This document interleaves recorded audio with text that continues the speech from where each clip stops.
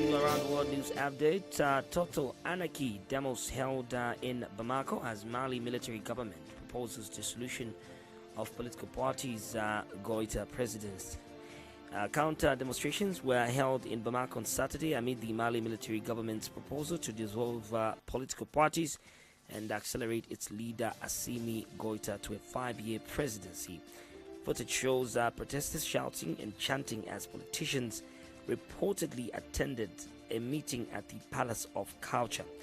"We don't want elections," said Bai Shakon, president of New Vision of Alternance and Democracy. They've decided to hand 5 years of power to Assimi Goita. "We are in total anarchy. We've been betrayed by our sincerity," he added. Meanwhile, other locals attended a demonstration to express their support for the country's military leaders.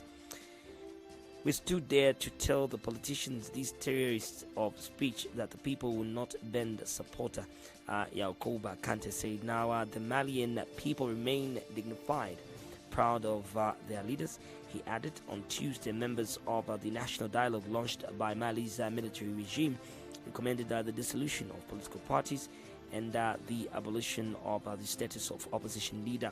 They also recommended installing Goita as the country's president for a 5-year term. This follows the forces' Vibes de la Nation consultation on the re-reading of the Charter on Political Parties, which was held on April 26 and 27 in Bamako. Self-judiciary, it's all we have. Thousands rally in Accra against the suspension of Chief Justice. Thousands of protesters took to the streets in Accra on Monday to rally against the dismissal of Ghana's Chief Justice Gertrude Tokono. The protest was reportedly organized by opposition parties, including the New Patriotic Party. One of the marches called for the save the judiciary because it is all we have, as they said. "The judiciary in Ghana is all we have. It is our only source of protection," the protesters said, adding that if they allow Mahama to destroy it, then we are doomed. Footage shows demonstrators marching from the Supreme Court building to the government building, wearing armbands and carrying placards reading "Suspending the Chief Justice is a red line" and calling for the judiciary to be saved.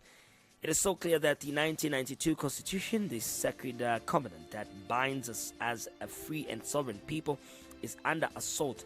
The very institutions entrusted with safeguarding our liberties are being infiltrated and polluted, and this is desecrated. One of the activists addressed the